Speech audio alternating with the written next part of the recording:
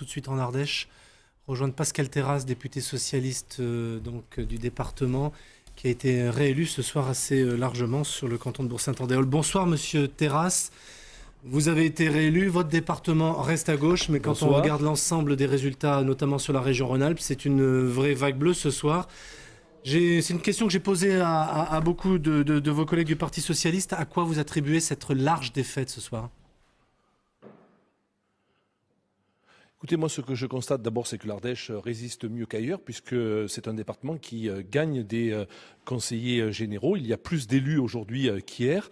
En même temps, moi, j'attribue cette victoire au renouvellement politique. Je pense qu'il est important que le Parti socialiste sache renouveler. Quand je vois aujourd'hui le nombre de jeunes élus que nous avons en Ardèche, au premier rang desquels le président du Conseil général, Sabine Buis, Olivier Dussopt, ce sont tous des gens qui sont arrivés en politique il y a quelques années, mais qui sont très jeunes. Et donc, le Parti socialiste doit être capable aussi de renouveler son personnel politique. Et peut-être que cette élection doit nous donner cet enseignement. Oui au renouvellement, oui à une nouvelle pratique de la politique. Monsieur Terrasse, malgré tout, je vous posais la question sur l'ampleur de la défaite. À quoi attribuez-vous cette défaite ? Moi, je ne l'attribue pas du tout au gouvernement. Je suis très proche de Manuel Valls. Il est venu d'ailleurs dans notre département.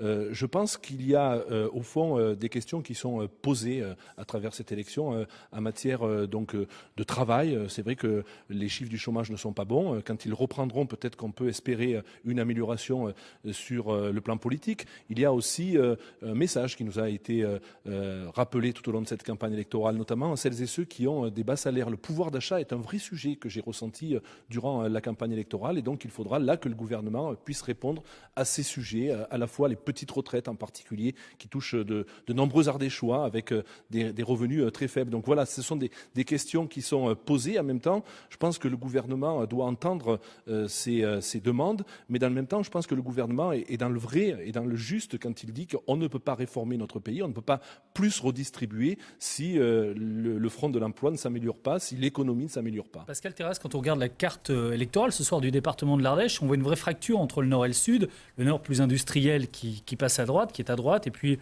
le sud qui reste à gauche.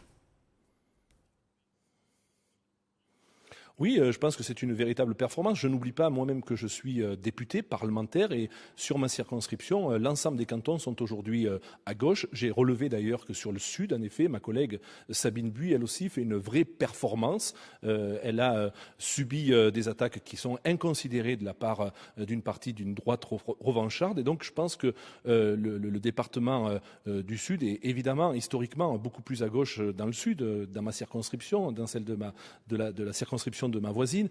Dans le Nord, historiquement, cette circonscription a toujours été plus à droite et Olivier Dussopt s'en tire plutôt pas mal quand on regarde ce qui se passe sur sa circonscription.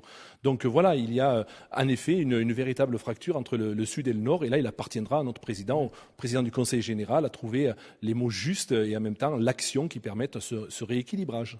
Merci Pascal Terrasse, député, ancien président d'ailleurs du Conseil général de l'Ardèche. Vous étiez en direct avec nous depuis la préfecture de Privas.